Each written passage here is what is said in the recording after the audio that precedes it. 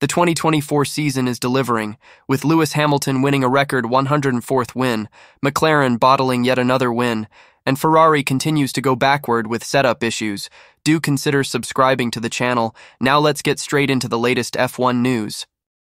Seven-time F1 champion Lewis Hamilton secured his first victory since 2021 and his 9th career British Grand Prix win. Lewis Hamilton admitted to days where I didn't feel like I was good enough amid his Formula One win drought, which ended in thrilling fashion at the British Grand Prix. In a dry, wet, dry Silverstone race, as summer showers continued to affect the Grand Prix weekend, Hamilton made the most of Mercedes taking the whip hand in strategic calls, as McLaren failed to react to the end of the rain swiftly enough. Hamilton then preserved his soft tires to ensure a rapidly catching Max Verstappen was kept at bay, which ended a 945-day victory dry spell after his last came at the 2021 Saudi Arabian GP in Jeddah.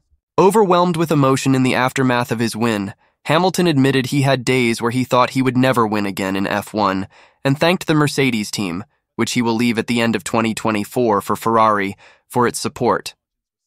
"It's so tough, I think, for anyone," Hamilton mused. "But I think the important thing is just how you continue to get up in this, and you have got to continue to dig deep, even when you feel like you're at the bottom of the barrel. There's definitely been days between 2021 and now where I didn't feel like I was good enough or where I was going to get back to where I am today. But the important thing is I have great people around me continuing to support me. My team, every time I turn up and see them put in the effort, that really encouraged me to do the same thing. Otherwise, my fans, when I see them around the world, they have been so supportive. So a big thank you to everybody back at the factory. Everyone here, I love you guys and God bless you." Team principal Toto Wolff had earlier predicted that Hamilton would end his final term with Mercedes with a victory, a prognostication that was proven true by the race at Silverstone. The Austrian called it a fairy tale and felt it fitting that Hamilton was able to secure his 9th British GP win with Mercedes. "It was fantastic. I mean, you couldn't have written better for our farewell British Grand Prix after 12 years. That was great," Wolff said afterwards to Sky Sports F1. "Yeah, we had some more difficult times recently, and then coming back that way, faultless driving in the various conditions was really good. I really enjoy us bouncing back. We were 1 and 2 running for a long time in the dry, so performance-wise, it looks like we are coming back. And the sign-off. I mean, it's like a fairy tale, how we leave the British crowds there with the most iconic, most successful British driver in a Mercedes."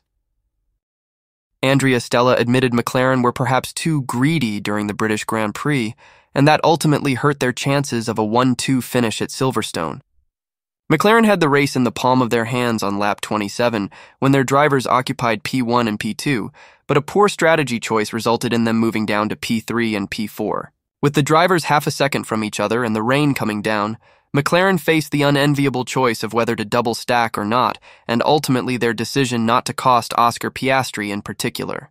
Piastri stayed out while Norris pitted, but by the time the Australian reached the pit entry, his teammate had caught up to within 5 seconds. McLaren boss Stella conceded they should have double pitted, even if it would have cost them time. "We should have pushed harder for the double stack," he told media. "Because by delaying Oscar's stop by 1 lap, we lost much more time than the time we would have lost in a double stack. So in hindsight, that was the right thing to do, stop both cars at the same time.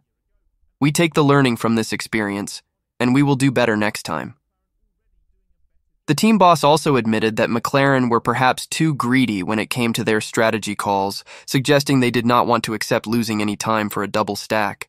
"I think we were a little greedy that we didn't want to accept that we would have lost time with the double stack," he said. "But sometimes you just have to be patient and accept that you're going to lose time, but just do the right thing, rather than hoping that 1 lap more is not going to cost that much.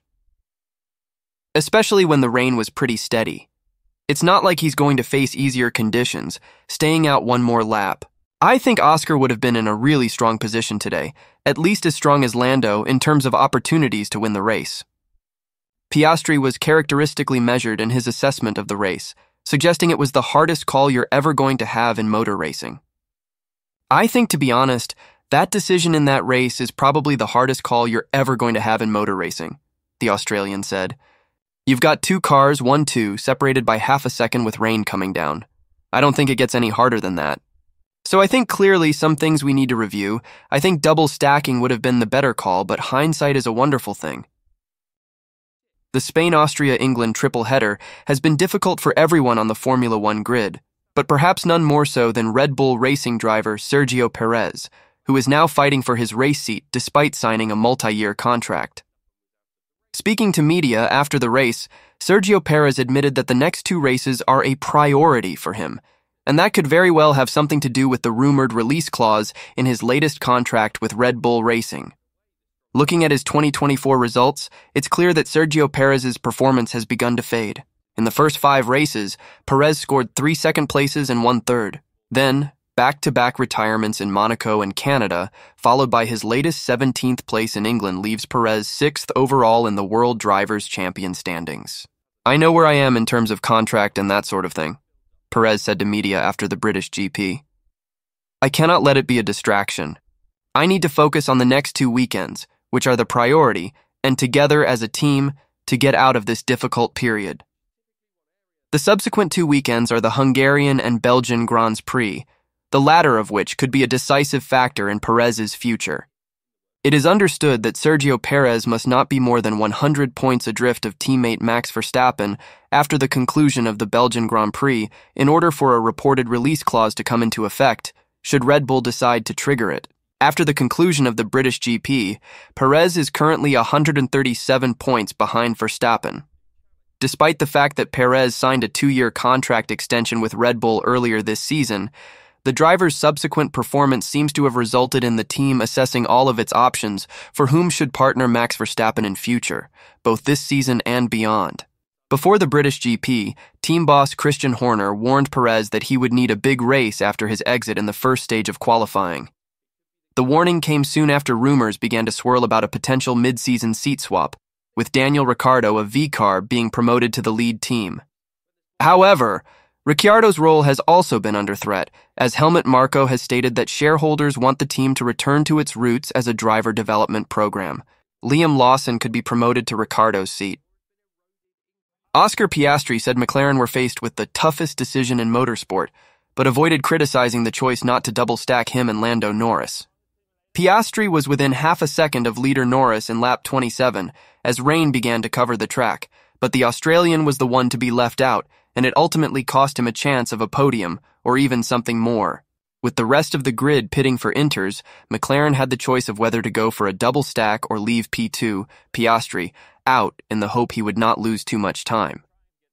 But lose time he did, heading into the pits with Norris just 5 seconds behind, and the tactical choice sent him down to P6 and out of win contention. Of that decision, Piastri described it as the hardest call you're ever going to have in motor racing, but conceded that it was a painful one. "I would say joint," he told media of whose decision it was, him or the team. "I think, to be honest, that decision in that race is probably the hardest call you're ever going to have in motor racing. You've got 2 cars, 1-2, separated by half a second with rain coming down. I don't think it gets any harder than that." So I think clearly, some things we need to review. I think double stacking would have been the better call, but hindsight is a wonderful thing. So I think we just need to see if we had any information that told us that was going to be a better choice, but obviously a little bit painful given the gap to Lewis. As soon as I went past pit entry, I knew it was the wrong call. The last couple of corners were very, very tough, and I could see on my dash that Lando was like 5 seconds behind me when I pitted, so I knew I was in a lot of trouble then. As for how he felt after the call, Piastri admitted frustration and said it was good he did not open the radio, but was still aiming for the win. He added, "Obviously frustrated at that point, but I knew that there was rain still coming, and after the first couple of laps, I could see that the cars ahead had clearly used up their inters a lot in the first couple of laps, so I was actually optimistic at that point. But then I kinda hit the same walls as everyone else. I knew we would have more chances later in the race with getting back onto the slicks, the choice of tires we had, so I knew there'd be more opportunities. So I just tried to give ourselves the best chance of still trying to win." Ferrari's wavering F1 form was exacerbated by call to pit Charles Leclerc onto intermediates too early at Silverstone. Charles Leclerc labeled his current Formula One hardships as worse than a nightmare, as an early call for intermediate tires at the British Grand Prix cost him any chance of scoring points. The Monegasque driver was running 7th in the opening third of the Silverstone race, having passed Lance Stroll into Stowe on lap 13, and was looking to make greater strides up the order before light rain began to fall over the Northamptonshire circuit. Although grip was at a premium, with a handful of drivers getting caught out by the slippery conditions, most did not feel the need to pit for intermediates. However, Ferrari called Leclerc in at the end of lap 19 to take the grooved compound for the lower grip conditions.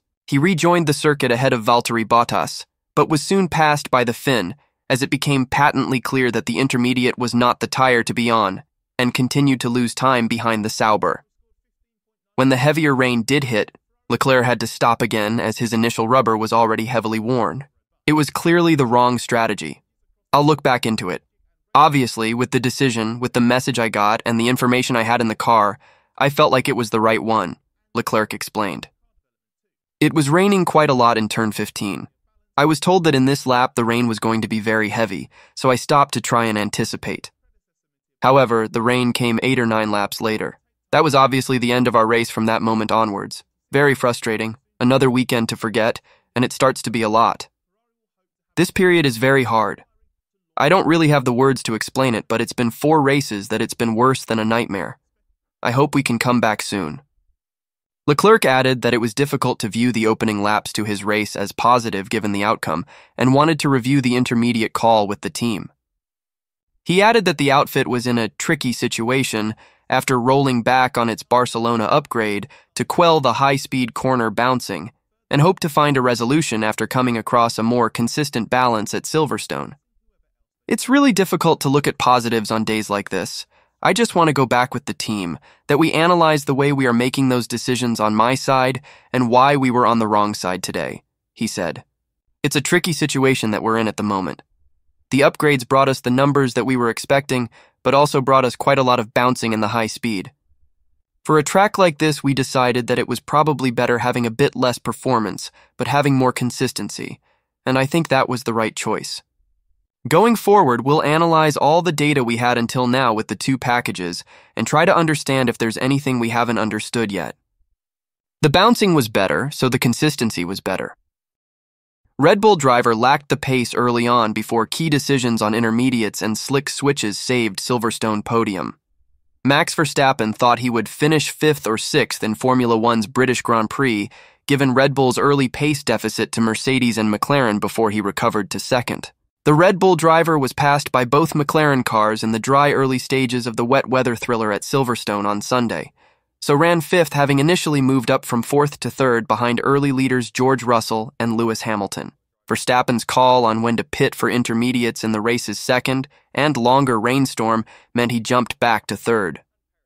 McLaren leaving Oscar Piastri out for an extra lap, then all the rest of the leaders also aided the world champion, who moved ahead of Russell when he had to stack behind Hamilton.